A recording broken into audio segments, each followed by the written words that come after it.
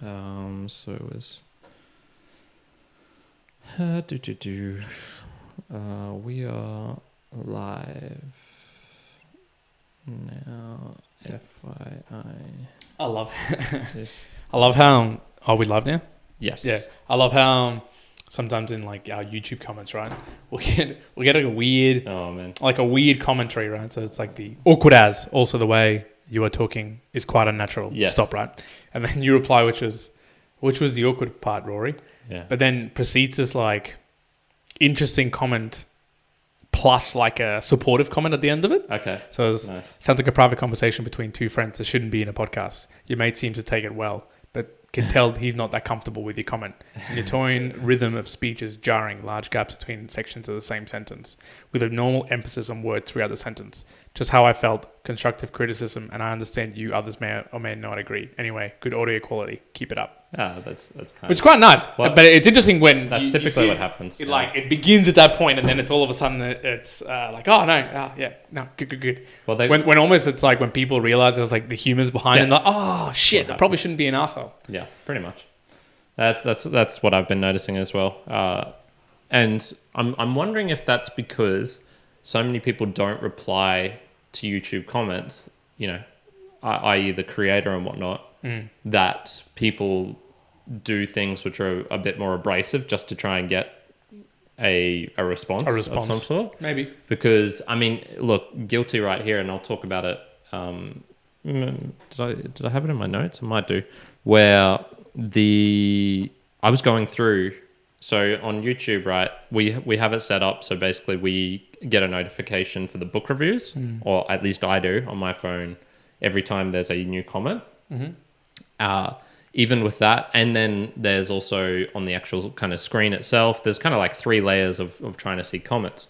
With the book reviews, I thought I was all up to date. You know, I had clicked the button, show me only the comments for what was it, the comments which I have not responded to. There's a tab there.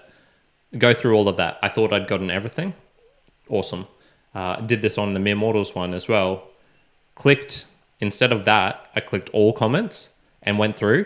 Dude, there's probably I'm gonna say there was 20 to 30 which we had not gotten to over the last year.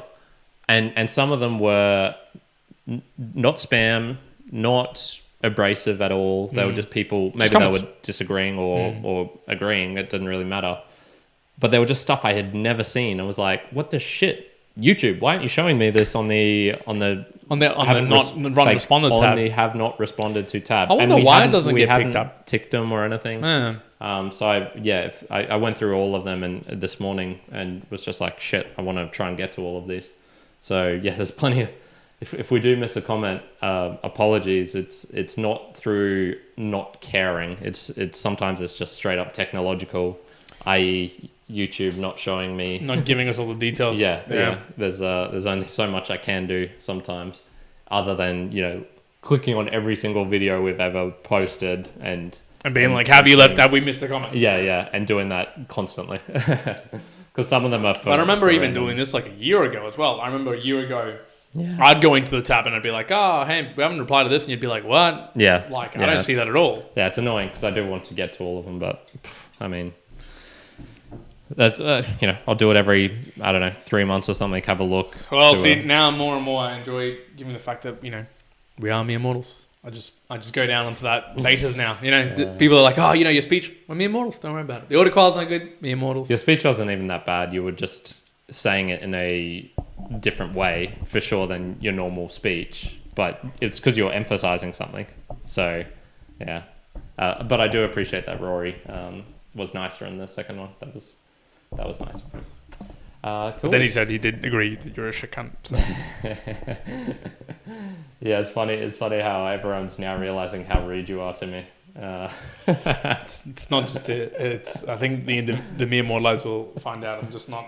It's not rude to Karen in general. I'm just real to everyone. I mean, he's real. He's real as real can get. Real to everyone. All right, 7 p.m. So I'm gonna kick us off. Let's do it.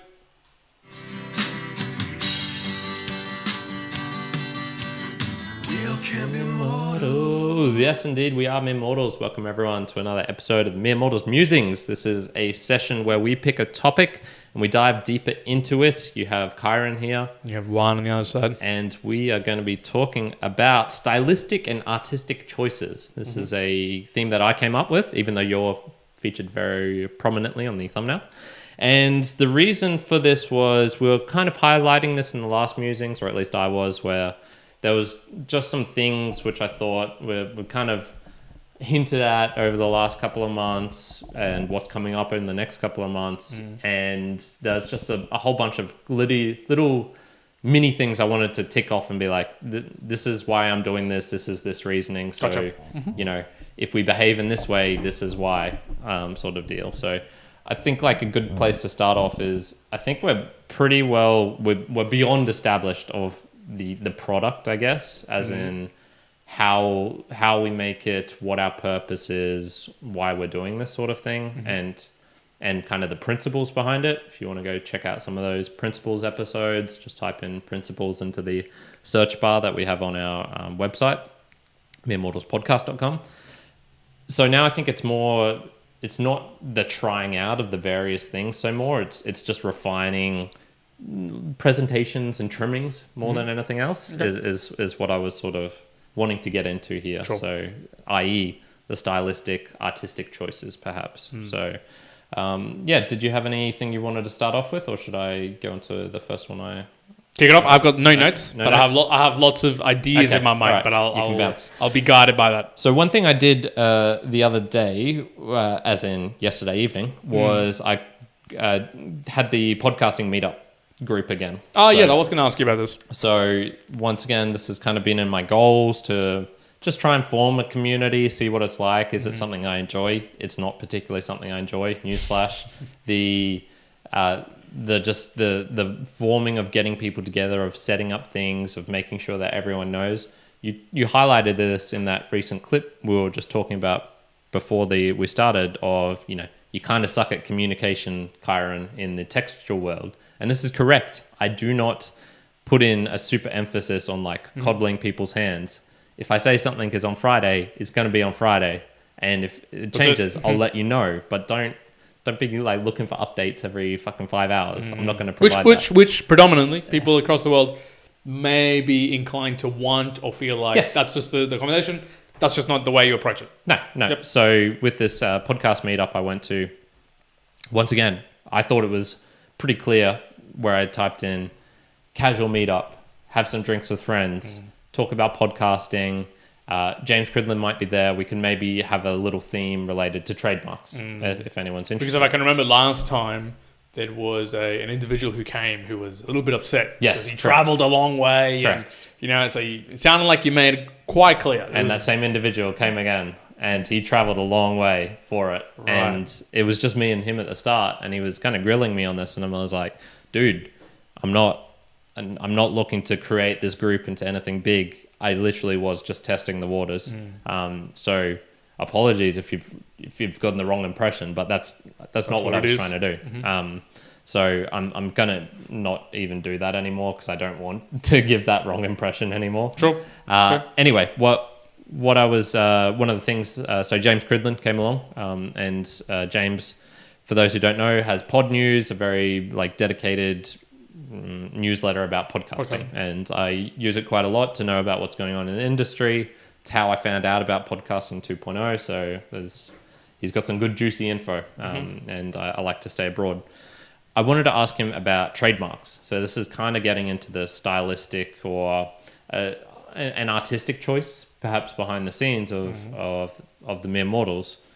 We're growing. We're into like something bigger, and I want to get even bigger.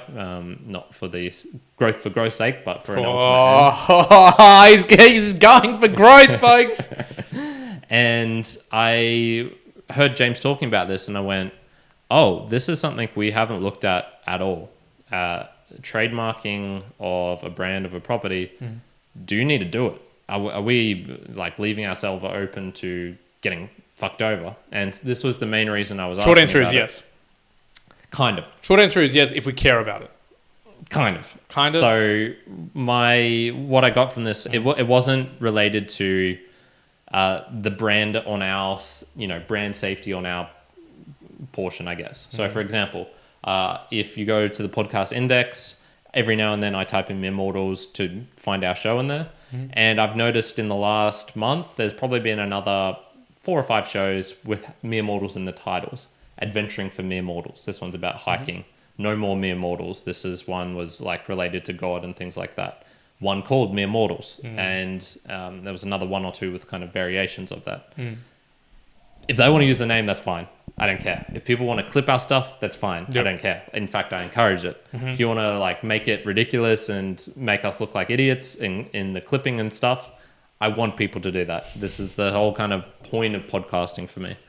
But I also don't want to get screwed over and someone else getting the trademark mere mortals and then going in a kind of vindictive way, you're not allowed to use that anymore, or pay us a bunch of money or something like that. Well, and that's what I was going to say, why I said yes, to the trademark thing, and again, artistic, stylistic decisions.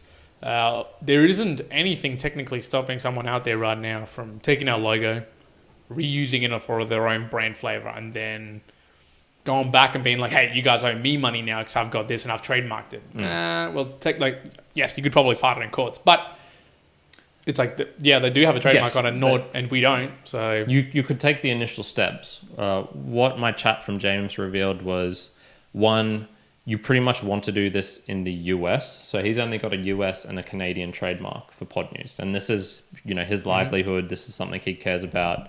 He wants to be very careful with his brand and other people stepping on the toes of his brand. He's done it in the US in particular, and Canada was kind of just for a laugh, to be honest, for him.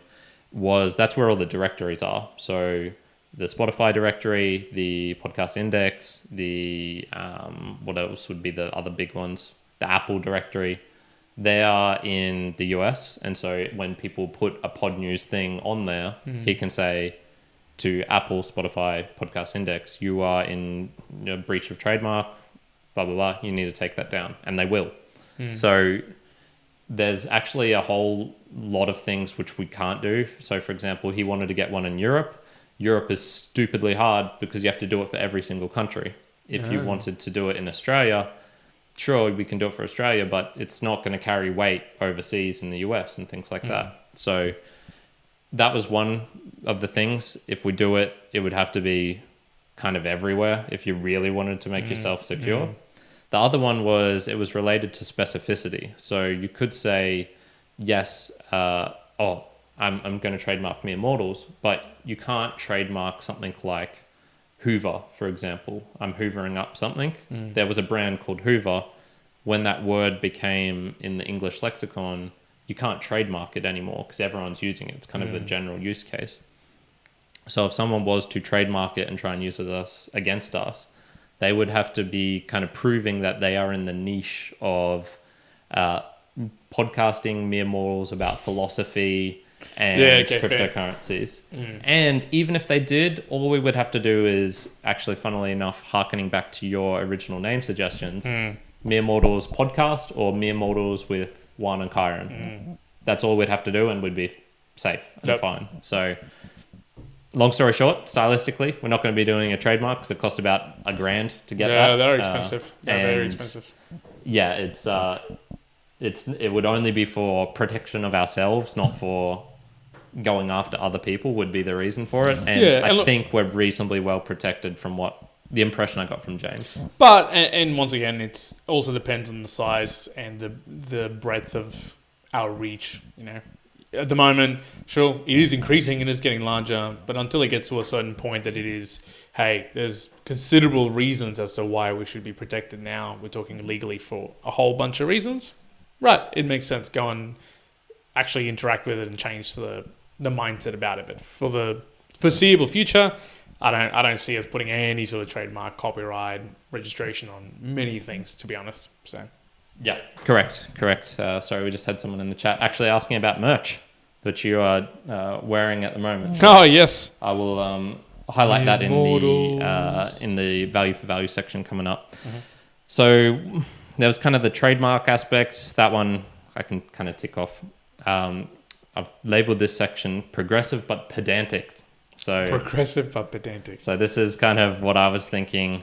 What you'll notice is I'm really trying to move in the direction of self-hosted. And so I've talked about this with the book reviews. I wanted to do this with Blueberry. It's not self-hosted, but it's getting closer to it, of adopting new tags and things like that. Mm-hmm. What I'm starting to find is, after experimenting with Castopod, a true self-hosted solution, which I used for the Value for Value podcast, and which I was looking at getting the book reviews onto, things are just so early, and my tech/coding skills are so low that I don't have, I'm in this weird zone where I'm waiting for other people to create things that I can to enable you to use. play. Yeah. And those creations are so new that they're not fully suitable for all the things that I want to do. So for example, the book reviews, if I was to move them onto Blueberry, it would stuff up all the chapter episode art. So every single one of those would have to be not re-uploaded, because they don't even allow you to upload it onto their platform. We would have to host that ourselves somewhere, and then I would have to provide links to every single one of them. Mm-hmm. And then, of course, if I ever wanted to get off them again, I would have to re-upload it to wherever I go to. So if I leave Buzzsprout and come back, I would have to re-upload. It'd be another pain anyways. Yes, correct. There's all these just little things like that where it breaks a lot of stuff we've already done. Mm-hmm. This is going to be a problem continuing forward unless Buzzsprout becomes the most progressive of them, which they kind of have been. That's why I went to them in the first place. And I'm really hoping that Dave and some others have been hinting at some cool, some people doing stuff. Mm-hmm. And I'm like, fuck, it better be Buzzsprout. But I don't know. And so live, for example, we're live, but we're not using the lit tag. There's just all of these like little problems like that. So this gets into the progressive but pedantic. So I want to move in the direction of self-hosting, but for me, the primary objective, i.e. 90%, is to have a seamless experience. I don't want people jumping onto the mere mortals and struggling to find audio in all these different apps, because IPFS podcasting is the host there doesn't, has these webhooks that do things in different ways, and so you don't get it. This is what has happened for Podcasting for Value. Joshua Dennis's show has contributed a lot. He is right on the front lines, and he's having these problems. And when I was trying to listen to his show, it was painful. It was hard. I had to work really hard to get it. To continue listening to it. I don't want our listeners to have to do that. I want it to be as seamless as possible. That 90%, and then 10% experience, maybe it'll be me doing something new, and you'll have to just suck it up for maybe this thing's not working 100% right now, but I'm getting to it, that sort of deal. Yeah, no, and I think I agree too, but I can just imagine our listenership is predominantly grouped in the, I'll say 90% who are still not participating in that space. Yes. Right. So a lot of the content and things that we're creating still has to be to a certain level good for them, and you will see us play around. But I guess we've been playing around, as you say, in the Valley for Valley space for yourself, with me moving through to having an sort of like a home setup studio. I'll probably be playing around with a few things on, like I really want to try and do the book reviews that I do live as opposed to recording them and reposting. So that sort of thing I want to be playing around live. I'm sure I'm going to get into the same things that you're getting into of how can I engage this, make it better with chapters, as I'll be much more hands-on with it. But I'm in a similar boat where there's going to be a hard entry point for me to go beyond to full self-custodian of everything that falls underneath it. I just won't have the time nor the energy to really partake in that. I kind of hope, at least for us, for the Mere Mortal podcast, that, as you say, there's enough legwork being done by the people really, truly at the front lines that it kind of helps the people who are really wanting to jump in and partake, but just don't have the right skills to be able to pick it up and use it as much, which we fall into that very, very neatly. Yes, yeah. And so, for example, there's some things I will let go and I won't care about as much, but there are some other things where it's like, no, so spelling errors. No spelling errors. If there are, they're going to be so minimal.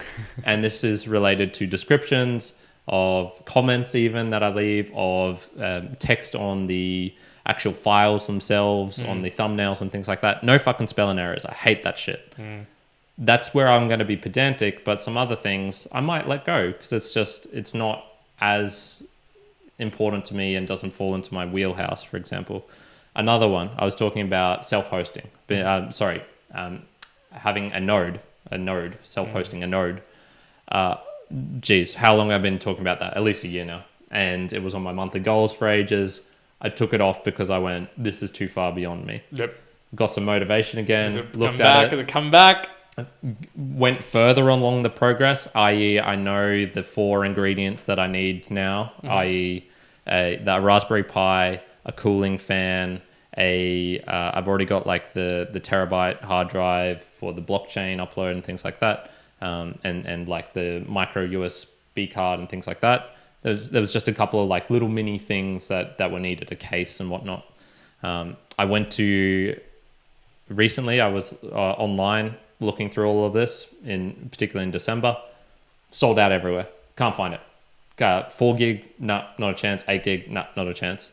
I went to the store, on Sunday or Saturday, at JCar Electronics, and I walked in, and much similar to how I was going to these language schools and people were like laughing in my face, I went in there and I was like, oh, hey man, do you have any 8 gig US Raspberry Pis?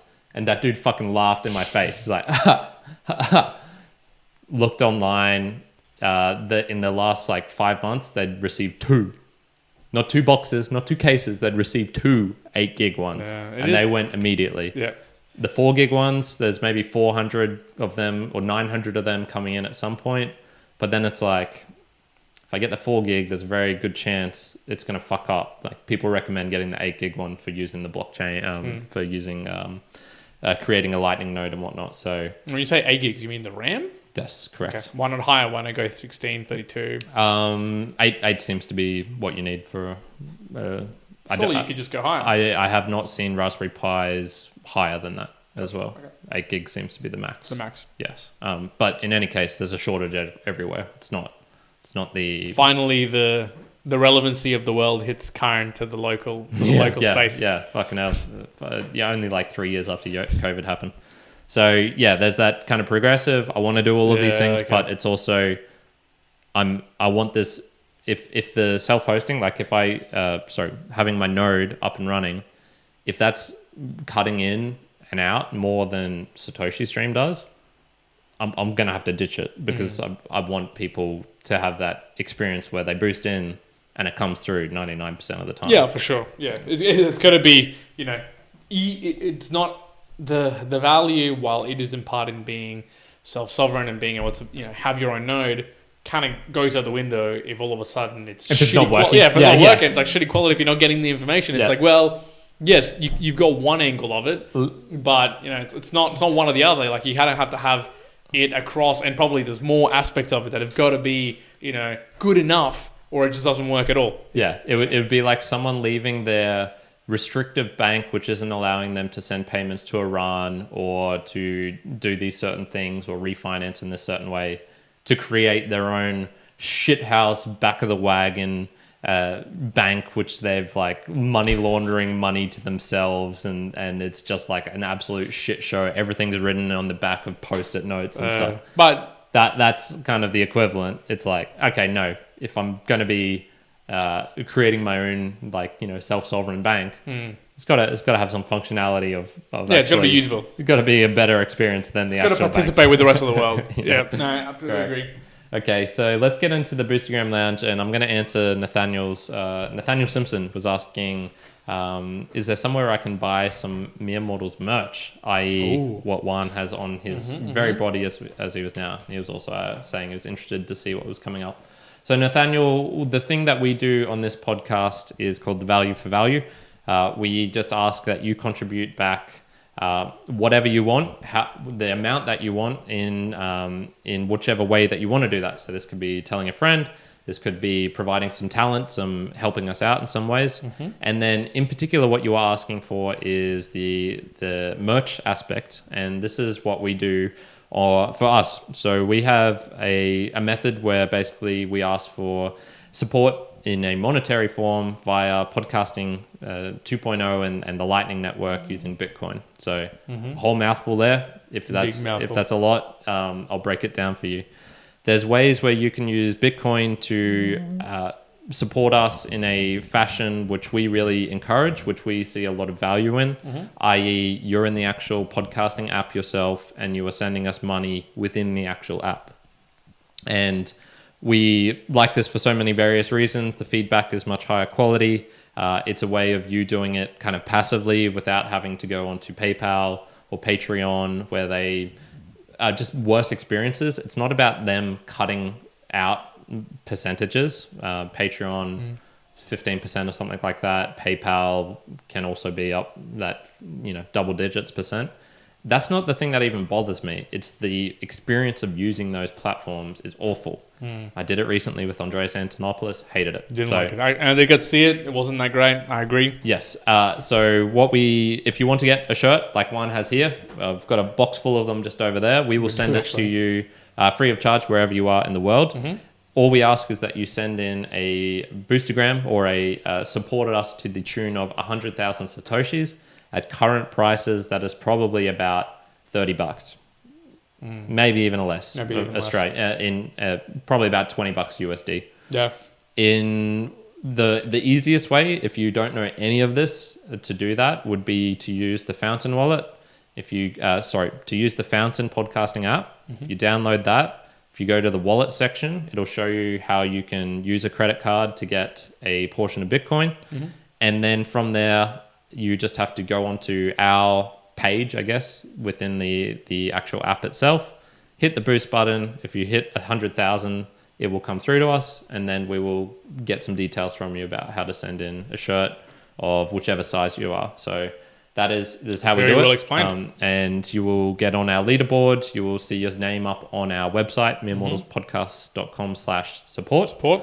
And that is very much how we do that. So I know it's a big step. I know it's a lot on your end. So if you don't want to follow through all of that, 100% understand. But that is just how we do it for ourselves. And we would very much appreciate if you want any hand-holding guidance on how to do this. We believe it's the future of how podcast support and probably support for creators in general is going to go. And you might even get some answer of that. He has, yes, we do have extra L sizes.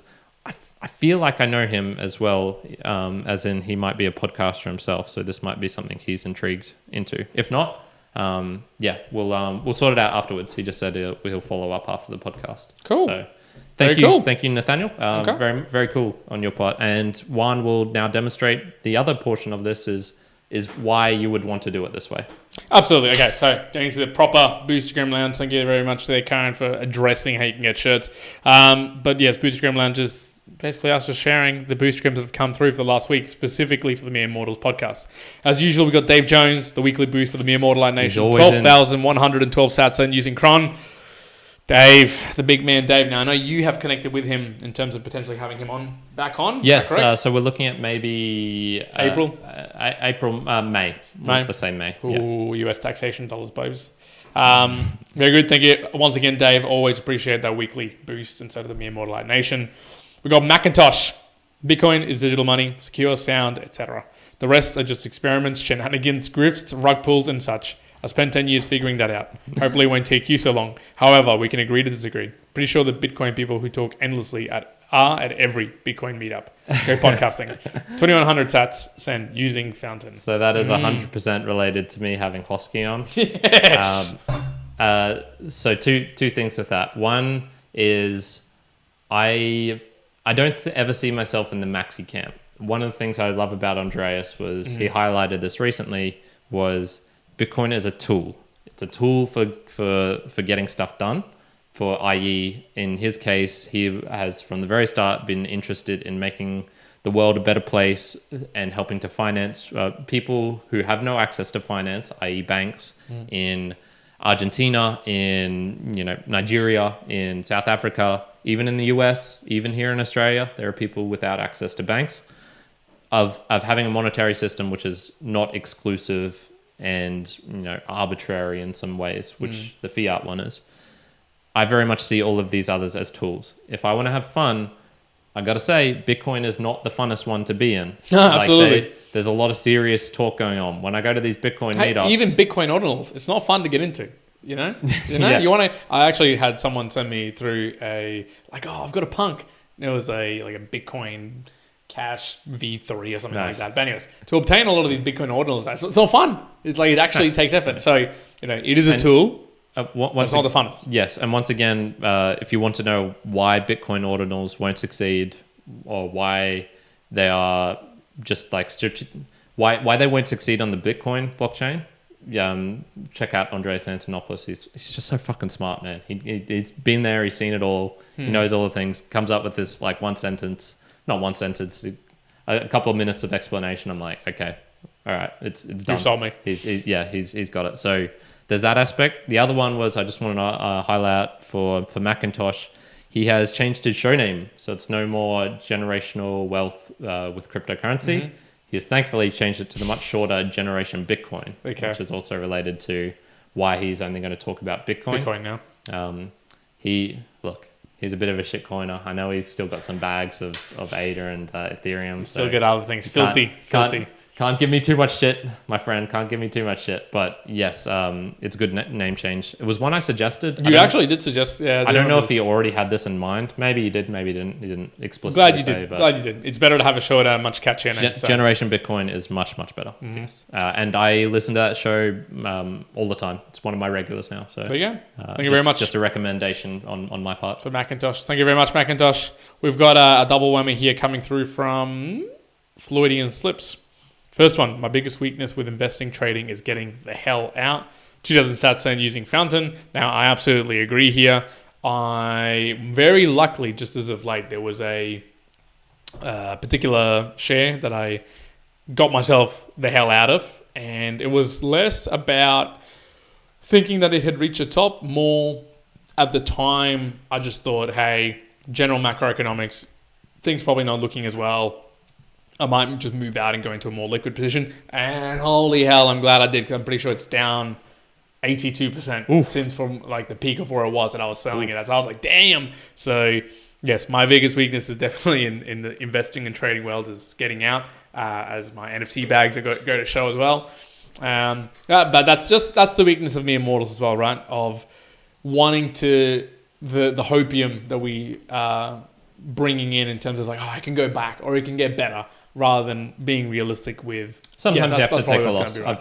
I've had ones either side where I've gone, well, this is really high, I'm going to sell it now. And it still hasn't. This was ANZ actually, which is one of the big four banks here in Australia. You'd think it'd go higher, but I sold right at a peak, and in 5 years it hasn't gone back to that peak. Back to what it was.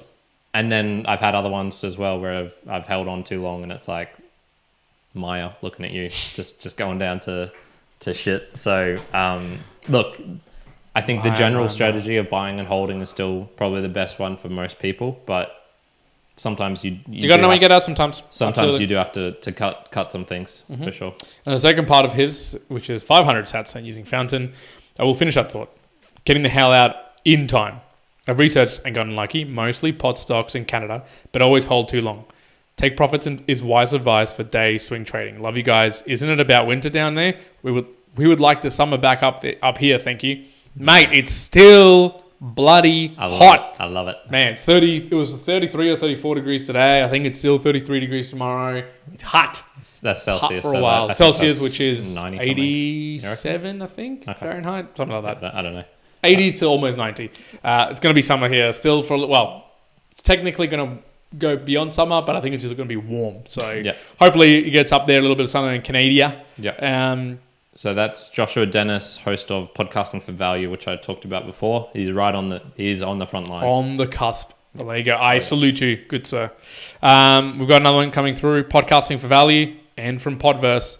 1,000 sats sent using Podverse. There you go. Thank you very much. And Floridian Slips, one more. And from PodFriend, 500 sats sent using PodFriend. So he was just sending in a whole bunch there. So yeah, we're probably highlighting all of these ones. PodFriend still is around. I don't use it so much myself. I still have it on my phone and on the desktop. And I think I somehow... Look, so for example, I'm pretty sure I got into negative sats on his site somehow. Oh, really? I don't know how I did it. But there you go. So there's still some You've broken the crypto system. Yeah. I found the infinite money. Found the infinite money glitch. Infinite money glitch. Damn. Finally. About time I fucking Who found needs it. safe money when you can have this? Yeah. Anyways, those are the Boostagrams that have come through. So Nathaniel, those are basically some Boostagrams. So it's value attached to a little message. And for those individuals who make it all the way up to the 100,000 sats, then they're able to grab one of these fancy, beautiful shirts, which yes, we do have extra large all the way down to small. And feel free to play around with them as you will. Negative 61 sats. You seen that one? Woo! Negative 61 sats. Very good. He's broken it. Thank you very much all for the Boostagrams of the last week. Yeah, everyone, thank you so much. We really, really do appreciate it. And it's helping us move forward and continuing to do awesome stuff. Yep. I've got a point about stylistic and artistic, and this probably comes more down to environment, space. And I'll talk about it in the monthly goals, but I'll go more so in detail here. It's the space of where we do the podcasts as well. I have seen in the right frame of mind, as in myself, when I'm in the right frame of mind, I tend to speak, create, ideate in a much better way. Sometimes, and you'll see it, this is just traditional day-to-day life. When you're tired, when you got other things in your mind, sure, you're not going to be as focused, you're not going to be seen as you're maybe motivated, connected, able to articulate yourself as good. Fine, that's all understandable. So from a artistic choice, I will say. So, and as maybe as Stephen Pressfield calls it, trying to get the muse to show up correctly every now and again and help me out. Obviously getting to this particular area, space that we do our podcast with, the Musings, it's good. It allows us to be almost like, I walk in and it's like, hey, it's podcast time. It's not thinking about other things. Fantastic. And so I'm going to try and replicate that back at home for myself. At the moment, I have a work setup, but it is all over the place, right? I've got a lot of people living in the household. Shit is just everywhere. I need to clean it up. It's not as conducive to me, and probably why I haven't really bothered to spend much energy at home to do a book review there or do as many online conversations to support the interviews. It's just because it doesn't feel like it's the right thing. So I'm making sure, and part of the monthly goals, is that I'm feeding the artistic side of the podcast to put in the effort and the money where my mouth is to go, hey, let's update this room. Let's make it the right thing. Let's put some artistic choices on. Hey, let's get a custom table. Let's get the right setup so that I basically walk into the space and go, whether it's my normal work or whether I go, hey, it's time to do an interview or a book review, or, potentially in a couple of months' time when the baby sort of comes around, there might be the possibility that some of these musings that we do, I'm going to have to do it online. That's just what's going to happen. Yeah. And so I go, okay, I want to have a space where I can basically walk in like that and my place and go, yep, I'm ready to rock and roll. This is awesome. This is a good sort of setup. So that for me, I go, hey, artistic choice I'm going to be moving myself to is investing in the space and the energy that creates, rather than being tied to, hey, I have to come to a particular spot to do what I want to be doing. I found myself, I started the Mere Mortal Moment. I haven't actually posted one for a little while. I actually kind of found that for myself just in day-to-day life. I went, actually, I haven't posted one in a couple of weeks.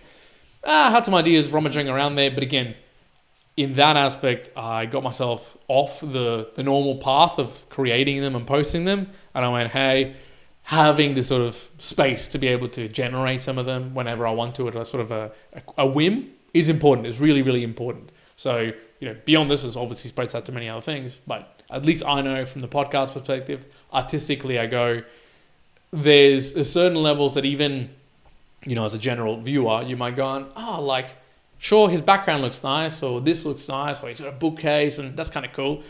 It's more for myself that it's important, so that it makes me want to go and participate and do the things more rather than less. And that kind of comes to the James Clear Atomic Habits of making it easy, making it attractive, making it like something that you actually want to do, as opposed to the opposite. So yeah, for sure, for me, artistically, at least from our perspective, I go, I want to invest it in that manner to make sure I can keep on doing. Is there anything artistic from your perspective you're finding doing? So just on that point, with this setup that we have here, it probably takes me a minute to fully get stuff up and running. It's all pretty much in place. It just requires moving this here, and for different setups, i.e. this one where we want the light behind the camera and not right next to you like it is for the book review.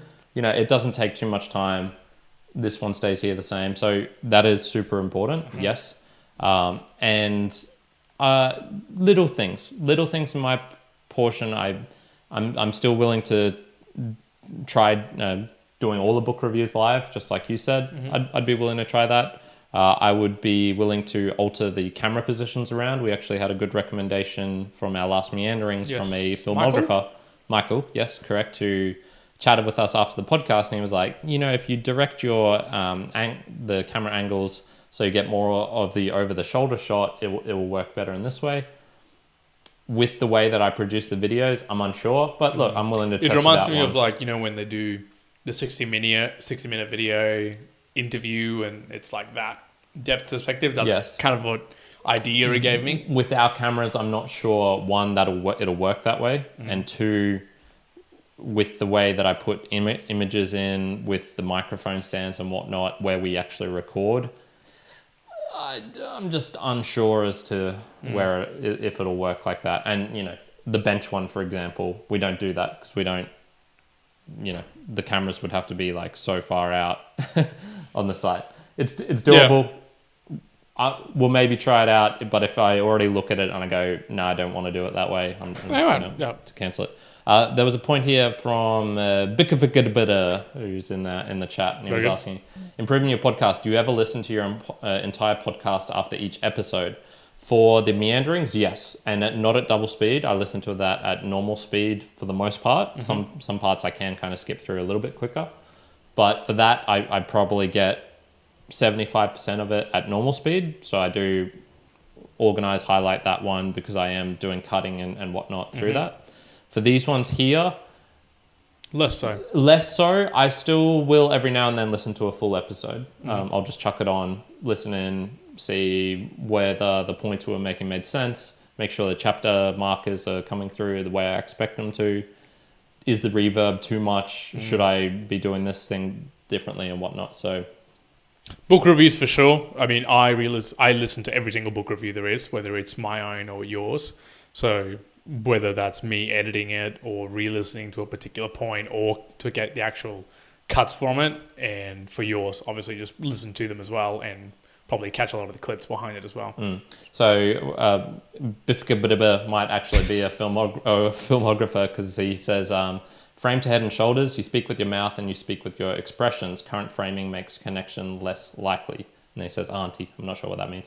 But for this one, for example, we could zoom in a little bit more, but we're still going to, like on this video that we've got running at the moment. But yeah, that's kind of hard. The other ones, I pretty much cut from about just under nipple level. Well, for like book reviews and interviews and things like that. Yeah, absolutely. Yes, correct. So I think for the most part we do, but yeah. I think I'm willing to experiment. I've been experimenting with the shorts. Nathaniel Simpson comes in and says Facebook shorts have been quite effective for seeing small edited tidbits. Well, and that's what I was going to say. I have been more artistic as well with some of the cuts and playing around. Again, it's playing around. I mean, let's be honest. At the moment, you know, we'd have heard talking about with the Boostagram Lounge and that. Sure, we're getting support in that. We've probably still got, you know, if we're being realistic with our mere mortals out there, we're probably going to be artistic for the next year and a half. As in, we're still going to be finding our groove. We're still going to be playing around with different aspects of it. It might even be forever, but I think we're still a little bit away from, oh, hey, that's actually the style we want to play around with, right? I mucked around, if you remember, if you're a long-time Mere Mortals listener, you know, you'll remember us doing video clips for when we did 1,000 push-ups in an hour type of videos, when we were doing, you know, challenges, when I did the CrossFitorian, you know, CrossFit experience. So there's all this playing around that we're doing that's not just podcast, but maybe just content in general. I think we'll continue to evolve and just play around with different styles to see what's beneficial, what seems fun, what doesn't seem fun to us. I think at the end of the day, as long as it keeps us active and participating, we're going to continue doing that. I really like the way that Tim Ferriss, even more now, lays out the whole idea of him doing the NFT for Cock Punch in, hey, he's going to be doing the things that he enjoys, and he's probably going to participate and play around for as long as he finds it really joyful. I kind of look at it in the same way in the artistic sense for podcasting. I'm not, even unless this became my absolute full-time profession, then there's another conversation to be had. But for the time being, if someone's out there being like, hey, I'm not going to give you $10 because of the way that you're speaking or because you're doing this camera angle in this way, I don't have to care. I really don't have to care. Who cares? I'm going to do whatever more so I find a joy in. Sure, I will edit and do things that are better received, better uptaken. We're talking about the shorts. We're creating content that is hopefully more consumable, whether it's Facebook, Instagram, YouTube, TikTok, LinkedIn, whatever you name it.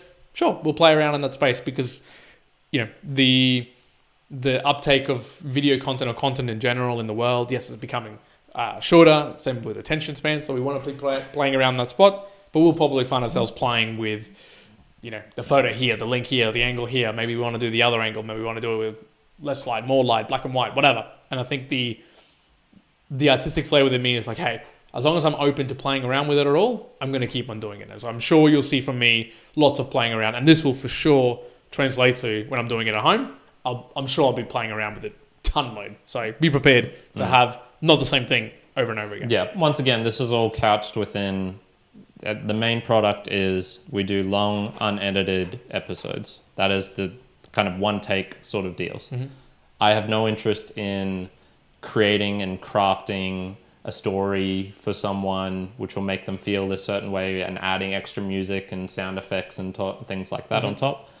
I just don't enjoy doing that. It's not appealing to me, and I prefer, and I get a lot more value from knowing that something is unedited, within reason. Like the Justin Fox interview conversation coming out, we had fucking 10 different connections every 10 minutes when his Wi-Fi would drop out. And I'm going to do the editing for that tomorrow. It's going to be an absolute nightmare. You don't want a podcast episode which just has minutes of blank space in it. So I'm going to do that for your benefit. For your benefit. But in general, I want it to be free flowing, ums and ers, likes and all, with all of that in there. And then all of these artistic things, they're going to be add-ons, additions, highlighting it perhaps, much like the clips are. I'm doing the clips, so I hope you go and watch the full thing. I'm not doing the clips because the clips themselves are fucking the best entertainment ever. If you're not good point. If you're not going from there, and if I find people aren't getting more into the longer episodes from clips, yeah, maybe I'll stop doing them, or I'll start having a little claimer at the end like, check out the fucking clip. If you like this clip, fucking check out the main episode. I might do that. That's a good point. I guess, stylistically, maybe there's a style. Our style is long form. We are creating short form, but it's not the end all be all. It's look at the highlights so that you may want to go and check out the full long form. So, well, yeah, Bifika says in here, listen to your episodes at standard speed in entirety. As the saying goes, eat your own dog food. I think I do that enough. I don't need to listen to every single one, but 50% or more I do. So then he says, do a double take of each episode. First one is to have the conversation. The second is to share the conversation. Double the time, sure, but your second take will be slicker. Maybe a day apart, get the same effect as sleeping on it. Boom. And then he's got the dab emoji.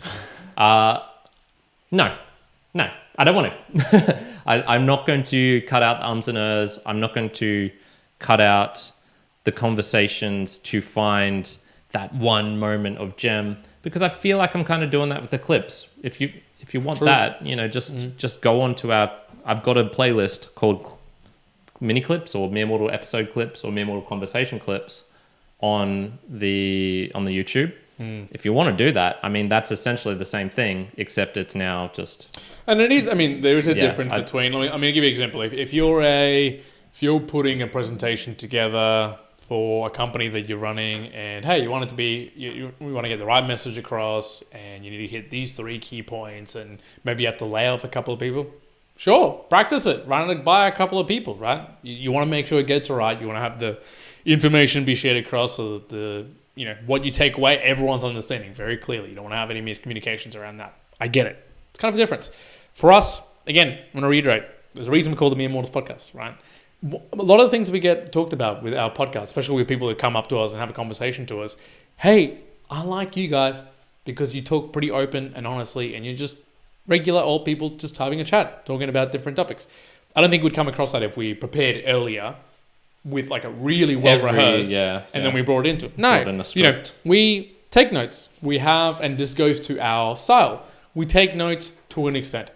Yeah. Not my notes today, nothing. There's no notes. Another thing. So I've noticed recently that when I would take notes previously and extensive notes throughout the week and come into it and even review them before the episode, it wasn't as good as what I have started doing recently, which is on the day of creating them. I created all of these notes today. I had 2 or 3 things that just said, progressive or trademark as a reminder for myself.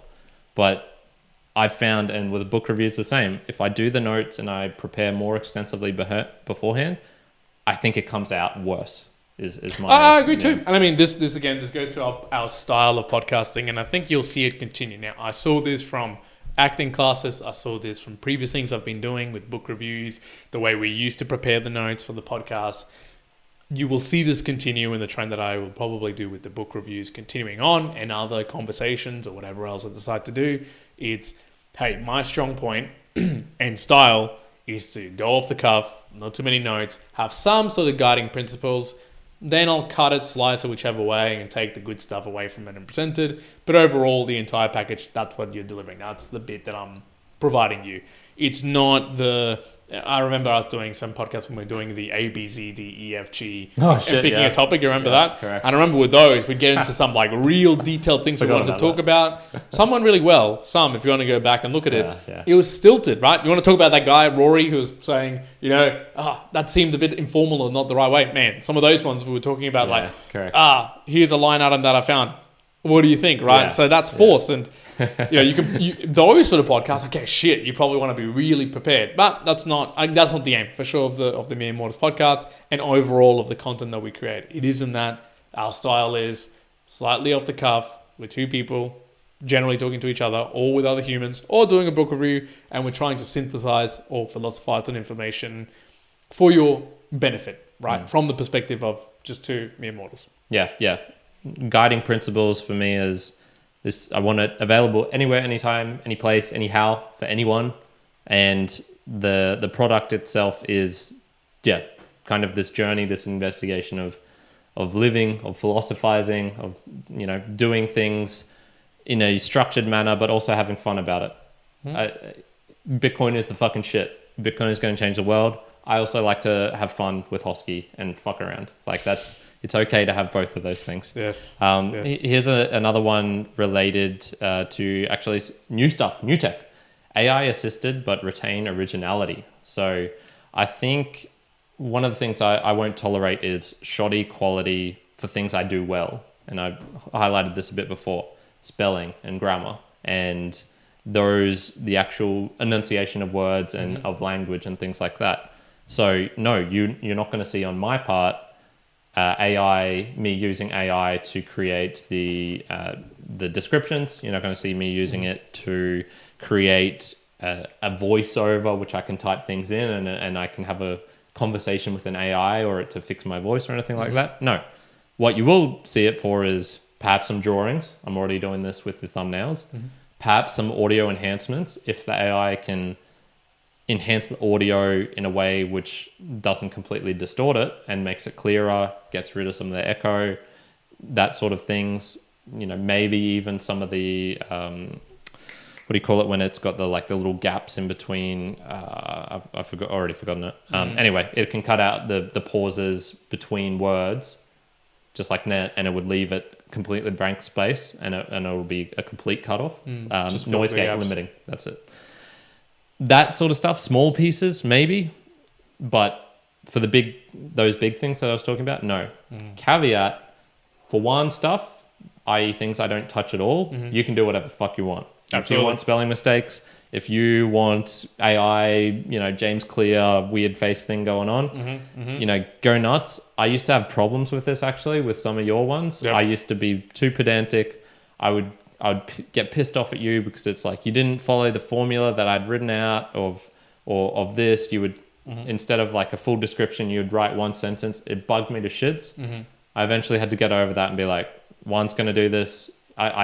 I can do this and get angry and annoyed, or I can just leave it and be like, sure, it's still part of the mere mortals, but it's Juan's part. Yep. And disassociate myself, and I'm fine with that.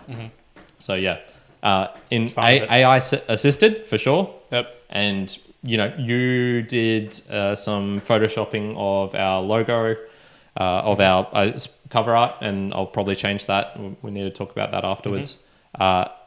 And if I was maybe going to do it, I maybe would have just gone to an AI and be like, fucking clean up this shirt or some shit. Yeah. Because I didn't care about it. I don't, as long as it looked like a little bit better. Whereas you did it in a really good way. When I zoomed in and looked at that area, I could go, okay, I could kind of see where the writing might have fit in just here. But a straight glance, no, you wouldn't know at all. So yeah, and look, there's probably that's probably like place on AI / there's a level of quality that might be enhanced with AI that I'm willing to play a part in. In fact, I released an article which was completely AI written with a few flavors of me thrown in there, and I just wanted to see how well it did in comparison to some of the other ones, plus if anyone really picked up at all, if anyone sent me a comment or put in there being like, hey, this seems like it is written by an AI, although I put a few intents in there to try and fool the eyes of people who perhaps be like, oh, is it not? So we'll see about that. But yeah, I have no qualms on using, for me, the description, things like that. I often think about it because I go, in my personal experience, I don't read much of the descriptions anyways. If anything, when I'm looking at my podcasting things or on YouTube, I'll quickly skim the description and see like, oh, what is it about? Cool. Oh, that's what about. Cool. I'll go listen now, or I'll go to this particular space. I'm not ever taking any valuable stuff out of it from that perspective. Now, if someone says to me, which is the opposite for me. I do that. Yeah, I almost always go to the comments, almost always look at the description. Yeah. So look, and very much appreciate chapter art and chapter breakings. Because I use that all the time. And I appreciate chapter breaking, which is what I always include. I don't give two shits about chapter art still. Still don't give a shit about it. There might be something in my short future that goes, that's wonderful. I really wanted it for this. And cool, changes my mind. But right now, that hasn't happened. So I don't find any extra value on my part to go, oh yeah, I'll go do that. That's what I'm going to do. So yes, to each their own, folks. So before I sum up with a couple of the coming up section, also said, keep it real, agreed. My point is, a man once wrote a letter to a king. He apologized for writing a long letter. If I had more time, it would have been shorter. Say the same thing with less words. I do agree with that. You will notice we don't start off the conversations, any of them, by, hey Juan, how's your day? What have you been up to? No, not really. That doesn't need to be on here. we get to the point pretty quick, even if the point is a drawn out story of fucking odd socks at the gym, or why I love gorillas and Juan thinks that they're a piece of shit, or why they're trash. Or at least the Cracker Island album or single that he listened to. The one song he listened to it from was trash. Hilarious, some of those things. So we, PewDiePie used to do things where he would extend his videos to 10 minutes so he could get that double ad rolled slot. We're not doing any of that shit, which is also why we don't do ads, because you get silly behavior like that, creating content which doesn't need to be created. None of that shit. Like we create what we want to talk about, and it is going to have this rambling style, but it's not going to be 10 words more just because for some reason like that. More money. Well, again, it's not bad to be driven by the need for money. We just don't particularly need the money in this podcast. Full stop. Again, it's coming from me. We enjoy the support, and if it gets to a certain level of support, because one, people are valuing it and providing it back, and then it enables us to make it a full-time profession to go and do it, fantastic. But we are not driven by the fact that, hey, we need to create the podcast to do this and that and whatever.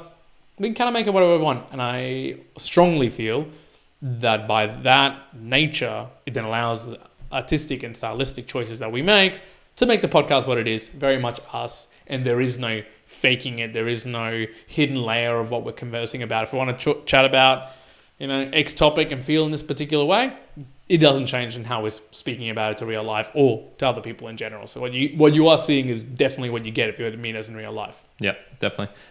Biff, good. Man, you're coming up with some good stuff because you're leading me into my next point. He said, regardless, gents, you gents are doing what most don't, actually walking the walk and hosting a podcast. Happy days. Thank you, my friend. Actually host 3 or 4 of them. 4, theoretically. 4. The reseñas is no longer more. So 4, yes, if you include the 3 speak feed. So okay. I used to have 5 at one point. And he says, last thought, do you have guests? And that is coming up into my last point. Yes, we do have guests. Mm-hmm. I've been doing them about once a fortnight at the moment. Mm-hmm. So giving Juan a bit more time off to prepare for having a baby and whatnot. And I anticipate when you have the baby, we're going to have to stop that for at least a time period. Look, we'll see what happens, but this is getting into the coming up section. So there's still going to be a live episode once a week. Will we be in the same room? Who knows? It's already looking like Juan will probably be at his place for a bit. So we're going to have to adjust to that. Mm-hmm. That will provide some benefits in some ways. I think the audio quality could potentially improve. I think it will improve. I actually think it will improve. Mics in the same room. But perhaps the conversation quality might be harder if there's lagging. There's always a little bit of lag. So, it'll be different. But there will still be one live one a week. So we can do these Mere Mortals Boostagram Lounge in particular. That was the reason why we started doing them. Likely to be more convos, but I can't guarantee they will be weekly. They are complex. They take a lot of time of setup, especially if they're a new guest, research on my part, because I don't want to come in completely blind. Once again, talking about this, having preparation, but it's not going to be stilted conversation where I'll cut it off and be like this, but I also don't want to invite someone on and they're, Mikhail Christensen, amazing handstander. I actually don't know if he's ever worked for Cirque du Soleil. I should probably find that out beforehand so I don't say you work for Cirque du Soleil and then it's like, no, I've worked at a high level but never for Cirque. So that sort of thing, yes, I want to do, and I'll try and fill in those gaps when you have the baby as much. Who knows? Maybe you'll still have that once a fortnight free. I doubt it, but we'll see. I just can't guarantee they'll be weekly, but I'll fill it in with something else, probably like a solo episode perhaps. Yep. And the last one is I will start up the value for value again sometime soonish, probably the next 4-ish months, I imagine. And any sneak peeks for people? What I'm planning on for that one is having a main one to start off with, which will be this presentation I was thinking I would maybe do at the Bitcoin meetups, gotcha. And I've decided no, because I don't actually enjoy public speaking. Who'd have thunk it? And instead what I'll do is a podcast version of that with me having the slides on the screen. So instead of a PowerPoint presentation, it'll probably be like a square box with me on the side just talking through it. And for each one of those slides, I think I will then do a value for value episode on and be able to dig into it more. Why is Bitcoin, why is podcasting have some of the same principles as Bitcoin, i.e. the peer-to-peer nature of it, the decentralization of it, that sort of thing? Why is, the capturing of fiat very similar to how Spotify is trying to behave with podcasting and things like that? So I'm probably going to do, another sort of like 18 episode sort of thing, which is what I did previously. So once a week type deal. And that'd be good. I'm thinking I would do live versions of that on the Mere Mortals page, just for a video aspect to have it there. And then fill it out as the value for value audio. But post that as the value for value, not on the Mere Mortals actual feed. So just cool. That. And I think that's it in terms of all our comments and chat as well. Thank you so much to Bifagabida and Nathaniel Simpson. You love that, man, don't you? Nathaniel, last thing he said was, I like the way Valuetainment does it. I've never heard that. I'll have to check that out. Short 8-minute clip, then a link to the full podcast. I've tried doing those clips of various lengths. We never got any traction with them. No, we did do some. Maybe we didn't do specifically the 8-minute to like a, I did varying lengths, man. I did varying lengths of 40 seconds up to 6 to 10 minutes.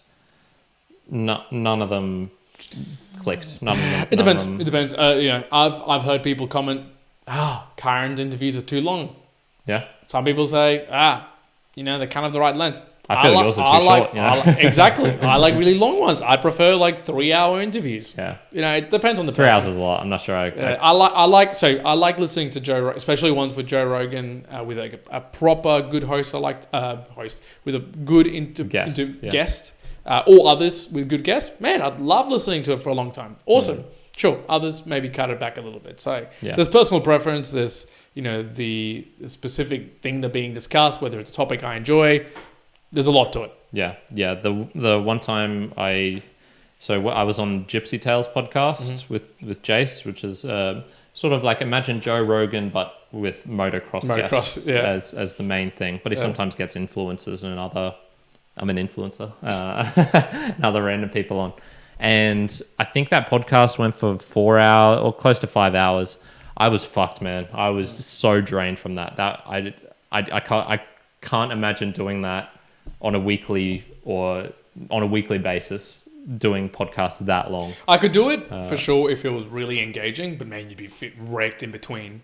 Dude, that would be really wrecky. I wouldn't be able to do any of the post editing, producing, none of that. It had to be done by somebody else. Yeah. But maybe just getting it out the door, like doing it, sure. Yeah, maybe. I mean, that's probably why you need stimulants. I only had water there. This is where maybe you need coffee or an energy drink. For those listening right now, and if you don't know, Karen doesn't drink any coffee. So no coffee. No coffee at all. Yeah, caffeine. I just don't think caffeine affects me, to be honest. If it does, it's very minimal. I've never had that boost. I'm going to tell you, caffeine does affect you because it will affect every single human. Yeah, but maybe to different but degrees. Not. Yeah, there's some people who can drink half a cup of coffee and they're wired, and then others can. How many have you had in a day? What's the max? Grams, milligrams. Well, cups of coffee. I don't know. The equivalent, probably like 8 cups or something like that. I've had, or maybe 10, like heaps. But usually for me, 1 or 2. Folks, 1 or 2. Yeah. So there we go. All right, everyone. Thank you so much for tuning in, for joining in to this episode, the live episode. We go live on 7 p.m. Australian Eastern Standard Time on a Wednesday. So it should be your Wednesday wherever you are in the world, except if you're like right on that fucking boundary line. If I put it at 8 p.m., it would be on Wednesday no matter where you are in the world. Ooh. But 8 p.m. is a little bit too late. So we do 7 p.m. So yeah, Wednesday we go live at some point in your time zone. And this is a value for value podcast. We were talking about a lot of the reasons of why we do value for value and why we don't do advertising, i.e. silly things like talking longer just to be able to get some more ad revenue. Well, just be clear, we're just not influenced. We're not influenced by anything else. Correct. Yeah, that's the reason why. So the influence is not going to be in us recommending products, not talking about certain things, highlighting certain things, getting guests on because they're associated with this brand or blah, blah, blah, blah. No. Everyone who we get on is because we want to talk to them. Yeah. The way we create it is because we want to create it that way. Yep. And you can have an influence by providing great feedback like Biffa and Nathaniel Simpson did, and our guests, our friends who are Boostagramming in, Peter, Joshua Dennis and whatnot. But it's always going to be a suggestion on our part from you coming into us, and it's never going to be, we have to do this. Correct. Absolutely. Leave it at that. Yeah. Immortalites, I hope you enjoyed the conversation today, the musings on us being our stylistic and artistic choices. Yes. For now, we're going to leave it there. I hope you have enjoyed, and thank you very much for the folks joining us live. Juan out. Karen out. Peace. Thank you. Good. Ooh, yes. Thank you. I'm curious, Mr. Bickaficadiga and Nathaniel Simpson, where did you actually find us from? Because you are 2 new names, which I haven't seen before. If I had to guess, Auntie is the auntie I know, and Nathaniel Simpson is from work. From your work? Yeah. Okay. The little thumbnail he's got looks much very similar to a podcaster who I kind of follow. Nathaniel? So I was like, oh, maybe he's a podcaster himself. But potentially not. Well, Nathaniel, I'll be in our Discord if you want to chat with me about the Boostagramming and getting some Immortals merch. If you know Juan, might be easier for Juan to explain / show you, which would be the even easier way of doing that. So Do you actually know him? I do. I believe I do. Yep. Okay. All right. One will be in contact with you then. That'll be the easiest way. There you go. All right, everyone. I'll be in the Discord if you want to chat. Thanks for joining in, and thanks, Ian. Thank you very much. Hope you have a wonderful day. Peace. Ciao.